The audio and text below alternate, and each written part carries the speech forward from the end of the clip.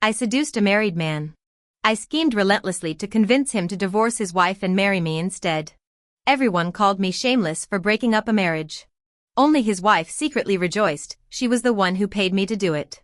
After succeeding, she confronted me furiously. I only asked you to break us apart, not to marry him yourself. Why are you rushing to your doom? Emily, Eric's wife, no, ex-wife now, pushed a stack of cash toward me, her face hidden behind a mask. Her voice turned shrill. Why did you actually marry him? He's a monster. A devil. Don't you realize that? I told you to leave town after finishing the job. Why did you get a marriage license with him? I calmly met her bloodshot eyes. Because I fell for him. Familiarity breeds affection. He's my husband now. Since you're divorced, he belongs to me.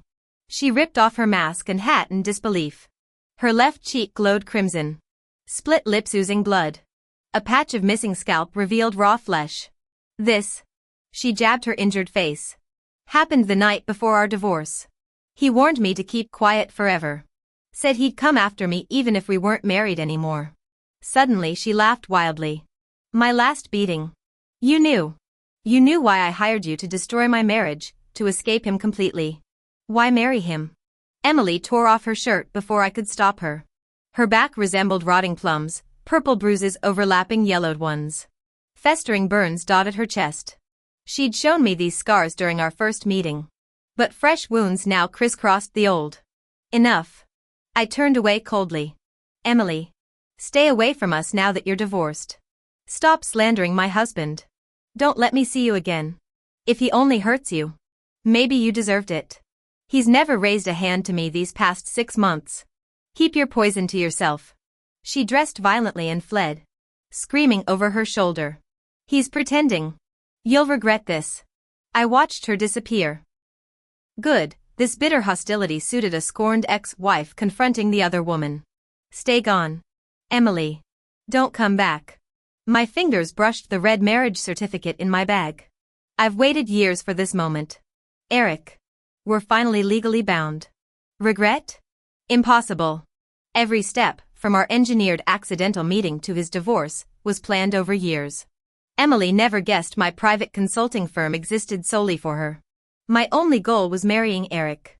Those horrific scars covering Emily's body? 7 years ago. I saw worse. That girl vomited blood from shattered organs.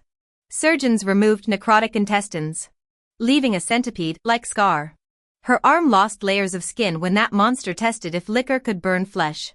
The scars still ached when she died 3 years later. At her funeral, Eric's family sent a congratulatory wreath. He served 6 years for nearly killing her, released 2 years early.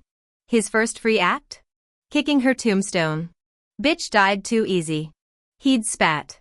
Should have waited till I got out. His second act? Marrying Emily through family connections. Emily once told me Eric changed his name. Who remembers his crimes anymore? Cameras only captured the victim. No one knows the abuser's face. She was wrong. I remember. That girl with the centipede scar? She was my sister. The Thompson family intentionally concealed the truth. With their privileged status, Emily Wilson's family never imagined their daughter would marry a wolf in sheep's clothing. The beatings started shortly after the wedding, escalating from slaps to furniture, throws and knife blade strikes. When Emily sought help from her in-laws, George and Margaret Thompson sided with their son. Each complaint only intensified Eric's brutality. The apple didn't fall far from the toxic family tree. During her most desperate attempt to contact her parents, Eric gripped her throat and sneered. Go ahead. I'll beat them too. Isn't your college-aged sister visiting this summer? The final straw came when police arrived after her emergency call, only for Emily to find Eric's childhood friend wearing the badge. All domestic cases require mediation. They insisted, parroting the standard protocol. Later that night, Eric knocked out 2 of her teeth and broke her leg, casually claiming she'd fallen downstairs. My studio specializes in high-stakes divorces. Though I successfully rushed Eric into marriage papers, his parents blocked me at every turn. Margaret sniffed. At least Emily came from proper stock. While George eyed me like gutter trash. Their hypocrisy stank. These enablers had once advised their son.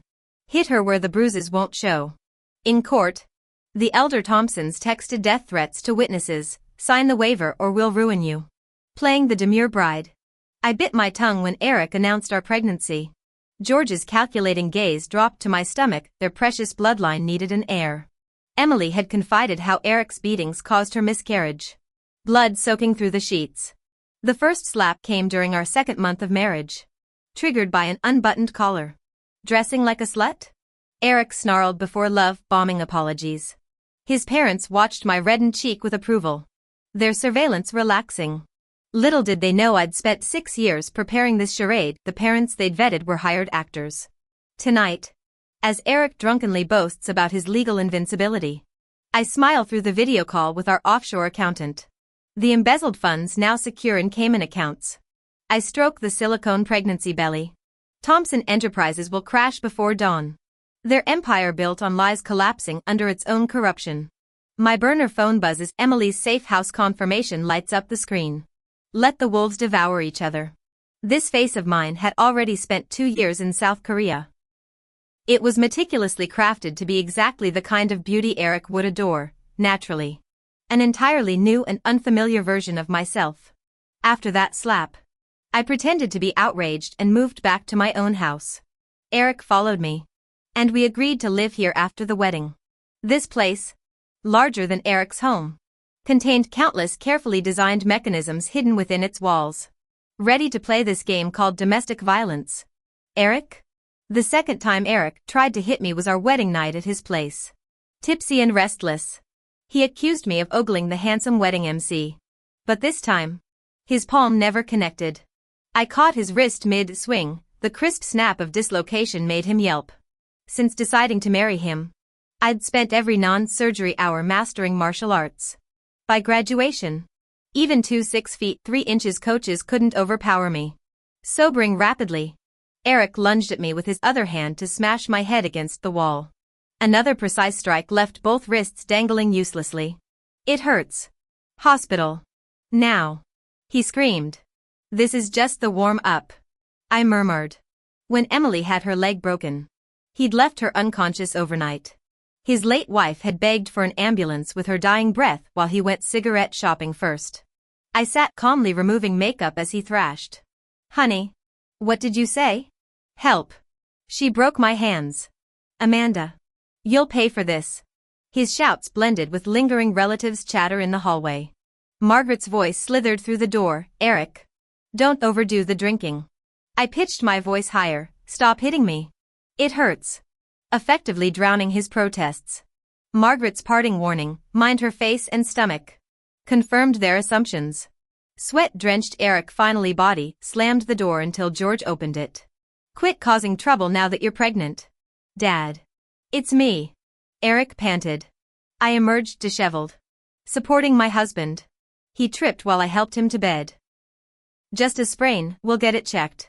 The Thompsons' smug glances confirmed they thought me the battered bride. In the car, I watched Eric writhing in backseat agony. Darling. You started this. Remember, I'll always hit back harder. At the ER, doctors diagnosed simple dislocations. We were barely beginning. Breaking bones too soon would ruin the fun. Everything went according to plan until Emily stormed in with a mob. She yanked my hair with theatrical ferocity. Her trembling grip betrayed terrible acting. Homewrecker. Arrest this marriage-wrecking woman. The Thompsons barked orders as Eric lunged, forgetting his splinted hands. Think divorce stops me. Bitch. His kick missed as Emily flinched. She'd forgotten her own backup. The real performance was just starting. Seizing the moment when the crowd was distracted, I subtly stuck out my leg to trip Eric. He crashed to the floor, clutching his injured hand with a pained grimace. George and Margaret rushed to help him up while Emily shouted. I came here specifically to confront this homewrecker who destroyed my marriage. Get her out of here. As hired hands dragged me away, I struggled dramatically. What's the point of causing a scene? You're already divorced. Let's talk this through like adults. Don't be angry. Honey, I'll handle this. My performance dripped with false concern, though icy clarity filled my mind. Couldn't she see the dangerous glint in George and Eric's eyes? Why had she returned after escaping this nightmare? After calming the Thompsons, who watched my forced removal with barely concealed satisfaction, I led Emily to a secluded area. My fist suddenly smashed into the concrete wall, the impact silencing her trembling form. "What were you thinking?" I hissed, containing my fury. "You got free, why come back to this viper's nest?" "At least I hired muscle this time," I snapped before moderating my tone. "Did you really think your soap opera theatrics would work? Ex-wife storms in to beat the mistress? This isn't some reality TV show." Emily's composure shattered into quiet sobs.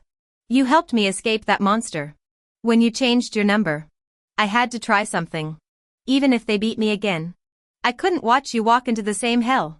I crushed her in a sudden embrace, whispering urgent words that froze her tears. Her eyes widened at my revelation, a secret I'd never risk sharing with anyone connected to the Thompsons. The trail could be fatal here. Returning to the Thompson mansion, I found Eric and his parents waiting. Margaret's venomous glare confirmed they knew about Eric's accidental injury. "Darling, should we get your hand checked again?" I fawned with false concern. Men have their ways of showing affection when drinking. Margaret spat. "How dare you fight back?" I lowered my eyes demurely. "Mother Thompson, must we discuss our bedroom antics? It's embarrassing." Though with the baby coming, I trailed off meaningfully, roughly grabbing Eric's bandaged wrist in mock self-punishment. George finally intervened. "Enough. She's carrying our grandchild. That bitch Emily didn't hurt you, did she?" Eric demanded, his concern shifting to smugness when I shook my head. "Just wanted money. I gave her $2,000 to disappear," George declared, lecturing his son. "This is why you use both carrot and stick. Boy, women are cheap to pacify." I hid my contempt. $2,000 for the years of torture she endured? Emily would have crawled over broken glass to escape. As we retired to my estate that night per our arrangement, Eric's bandaged hands limited his usual affections. Later, while he stumbled to the bathroom, a shadow moved in the medicine cabinet mirror. The sudden fright sent Eric scrambling onto the bed. When he lay down, the silhouette still lingered on the ceiling, staring down with wide eyes. He shook me awake, pointing at the roof. "There's someone there." I turned on the light and soothed him gently. "Honey, there's no one there. Are you seeing things?" True to his macho tendencies, he stubbornly insisted it was nothing. For 7 consecutive nights, Eric kept seeing the shadow, surviving on minimal sleep. Little did he know it was just a miniature 3D projector I'd ordered from abroad. By the 5th day, his right hand had mostly healed, but sleep deprivation drove him to swing his fist at me. Finally, the moment arrived. I caught his punch and began pounding his skull, careful to avoid facial injuries that might draw public scrutiny. When his back proved unsatisfying, I unleashed kicks and punches, precise enough to inflict agony without crossing into lethality. Eric curled into a ball, alternating between threats, "You bitch. I'll kill you," and tearful "Please, stop. Please. I'm begging you." Snapping back to rationality, I cradled his head. "Oh God. I'm so sorry. I just can't stand being disturbed in my sleep. Were you trying to hit me?" As he writhed in pain, he seized a glass to smash against my skull. I dodged effortlessly, then shattered it over his head. "Like this, darling?" Blood dripped into his mouth as he fumbled for his phone to call the police. I fetched the first aid kit, bandaging his scalp temporarily. The gash needed stitches, so I threaded a fishing line through a sewing needle. Eric's eyes rolled back before I even began. He'd done the same to Emily, hadn't he? Smashed her skull, then stitched the wound himself with embroidery thread to avoid hospitals. The infection nearly killed her. "It's fine, babe," he'd said while sewing her flesh. I saw it in a documentary. I stitched Eric's wound methodically. He regained consciousness mid-stitch only to faint again. Boring. At the hospital, doctors undid my handiwork. Upon waking, Eric accused me of domestic abuse. The officers studied his injury report with weary resignation. "Your wife did decent emergency care," the doctor remarked. "Could have kept the stitches if the thread weren't contaminated." Eric gaped at the police. "Aren't you arresting her?" "Look at me." I squeezed his arm. "Darling, The officers said this is a private matter. Besides, the doctor says it's just superficial. And you hit me first, couples play rough sometimes. Right? After the cops left, I beat him again the moment we returned home. Call the police? Embarrass me? What'll that change? Spouses fight, it's normal. Normal. My words echoed verbatim from his own abuse footage against Emily. He cowered under the table. Just as Emily had described. By nightfall, his hands closed around my throat, real murderous intent this time. Pathetic. Crumbling after 2 beatings. I pinned him down, slapping his face into swollen deformity. Trying to kill me? Huh? Between sobs, he begged, please stop. It hurts. Regretting the facial damage, I confined him indoors, diligently applying anti-swelling ointment. Couldn't have the neighbors talking. After all, just like he had imprisoned his ex-wife before. Honey, I'm doing this for your own good. If you go out like this, people will laugh. I've taken time off work for you, rest at home for a few days. There was no way Eric would sit still. He called his parents for help. When George and Margaret Thompson arrived, they seemed unable to believe their son's swollen face. Margaret immediately lunged to hit me. I covered my belly and dodged. George cleared his throat sharply, his gaze piercing. Eric glared triumphantly at me, telling his parents, she dared hit me. Hold her down, I'm returning the favor. Clutching my stomach, I tearfully protested to George. It's not true. I didn't hit him. He tried to hit me first. When I dodged, he got so mad smashing things that he tripped and fell. But what choice did I have? This is your Thompson family's first grandson. Margaret's voice turned icy. Why were you dodging? Men need to relieve stress after work. That's only natural. You made him fall with your foolishness. Ignoring Eric's protests, I continued urgently. Mom, Dad, I think Eric might have mental issues. Should we hospitalize him? He keeps seeing ghosts at night. Stays awake until dawn. George maintained his authoritative demeanor, scrutinizing me. I pressed on. Why don't you move in temporarily? Eric says the ghost looks like his ex-wife. But isn't Emily still alive? The elder Thompsons exchanged glances, tacitly agreeing to stay, originally wanting to verify if Eric truly suffered abuse. The next night, the ghostly apparitions weren't limited to Eric's room anymore. A spectral figure appeared outside Margaret's window, making her scream bloody murder. When Eric and I rushed over, nothing remained. Having finally gotten some sleep, Eric snapped irritably. There's nothing there. Why are you screaming? You're imagining things. Mom. George's ashen face betrayed his own terror. Over subsequent days, the elder Thompsons kept seeing bloody apparitions in bathroom mirrors, bedroom windows, visions only they could witness.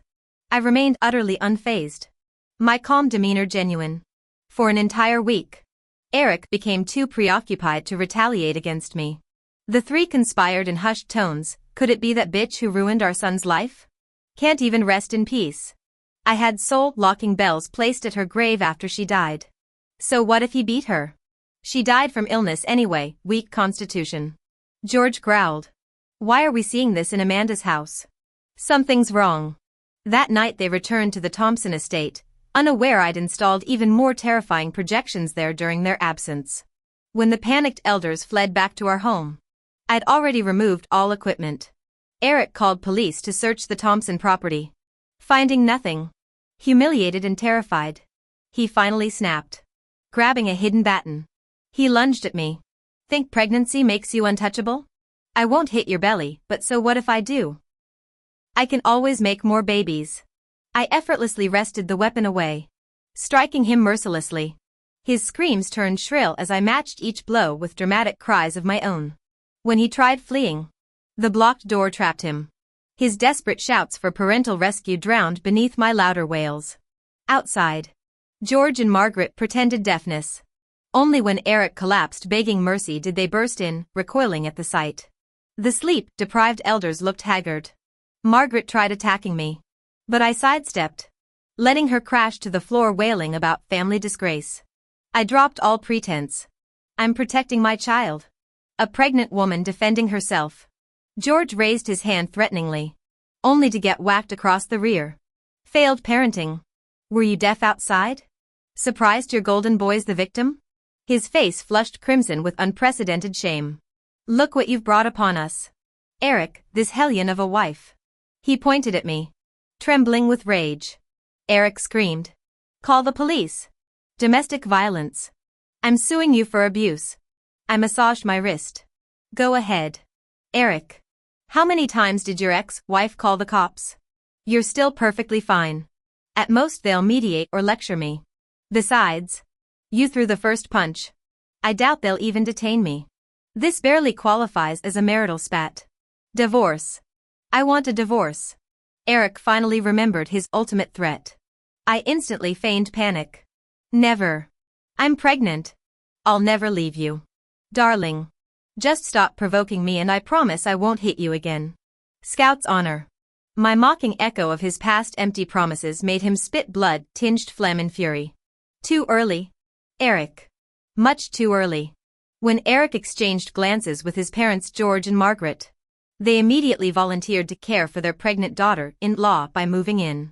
Their temporary civility only lasted until I resumed my dating-era docility. Monsters don't transform into lambs overnight. By my 5th month of pregnancy, Eric invited his drinking buddies over while George and Margaret conveniently went out. I retreated to the bedroom upon seeing the raucous gathering. Soon came the anticipated knock. You thought beating one man made you tough? Eric sneered. Flanked by 5 leering men. Let me teach you wifely obedience. A woman daring to strike her husband? This perversion ends tonight. He expected terrified screams. Instead, his accomplices began collapsing like marionettes with cut strings. As Eric's laughter died in his throat, I delivered the beating he'd fantasized about giving me. Try escaping me again. I whispered through split knuckles. And we'll repeat this educational session. The fool never questioned why I allowed them to occupy my home. 24/7 surveillance covered every inch. I'd known about his planned bro night the moment he texted the first buddy. The liquor cabinet's entire stock contained sleeping pills harmless in moderation. Knockout drops when guzzled. Even sober. These drunkards posed no challenge. Every step was anticipated. For I'd sharpened myself into the blade of vengeance aimed at his heart. Broken and battered, Eric finally asked the right question. Who are you? You targeted me from the start. Didn't you? George and Margaret returned next morning to find the hungover friends collected by concerned relatives. Their smirks at Eric's pained groans died when I emerged swinging a baseball bat. Your son tried breaking into my room drunk. I tooted. Such shameful behavior demands correction. Margaret's outrage choked into silence when I playfully tapped George's backside with the bat, sending him scrambling. Nightly, I amplified the surveillance projections. One evening, George slipped in the bathroom after seeing something, leaving him partially paralyzed. Margaret's subsequent mental breakdown during hospital visits had nothing to do with me, though Emily's ghostly appearance in the corridors certainly helped. Guilty consciences make excellent hallucinogens. Leaning over George's hospital bed, I murmured, the heavens are just, and retribution never fails. Was that Lily's ghost you saw? The woman your son beat into a 3-year coma before she died? The one whose family you harassed? His frantic wheezing music to my ears. I smiled. Don't worry. I'll love Eric exactly how he loved Lily and Emily. Though rest assured, my hand rested on my bump. I won't kill him. Death's too merciful. And unlike your son, I don't break laws. These days, the rhythm of Eric's beatings matches the frequency of my sister's memories. I am Lily Parker's younger sister, and her childhood nickname was Star. After my sister realized she'd married a monster, she protected our family fiercely, fearful of Eric's deranged retaliation. She sent me abroad for schooling despite our age difference. She once considered taking Eric down with him, but lacked the means. Our parents had fragile health from past illnesses. After her passing, our father's hair turned white overnight. He died the following year, consumed by guilt for failing to save her sooner. During Eric's most violent phase, Lily fabricated reasons to remove me from the family registry and change my identity. He likely forgot his victim had a sister overseas. Seeing Lily's scars, the secret recordings of her begging for mercy during beatings, And the Thompson family's threats against our parents felt like 1,000 cuts. They kept me isolated from the fallout. When George Thompson was institutionalized and Margaret Thompson committed to psychiatric care, I whispered, "Even power can't cure fate." I broke Eric's ribs twice. After he fled, I warned, "Stay gone or your parents lose their medications." Despite his gym physique, even during my 3rd trimester he couldn't overpower me, not with my MMA-trained bodyguard nanny. I repaid every blow he'd dealt his ex-wives in kind. Honestly, I never meant to kill him. My strikes were calculated, meant to grant him lifetime disability benefits. But when he tried to ram my car during a prenatal checkup, my nanny yanked me to safety as his vehicle plunged into the moat. Surveillance footage proved my innocence. Months later, I delivered a blue-eyed blonde infant, presenting him to George Thompson at the nursing home. I smiled, "Your family genes mutated. He'll break the cycle, no domestic violence like his father. No enabling like his grandfather."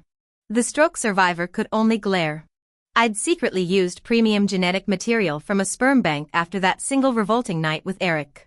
With the Thompson empire in my grasp, I transferred half Eric's assets to Emily, compensation for the grotesque scars covering her body and soul. She smiled warmly at my baby, the first genuine joy I'd witnessed since we met. Bringing Mom and Emily to Lily's grave, Emily traced the headstone photo with tearful silence. Instead of cosmetic treatments, she reopened my former divorce consultancy. Her lacerations became visceral warnings to abuse survivors clinging to false hope. "I'll help others escape this hell," she vowed. Naturally, I'll support her every step.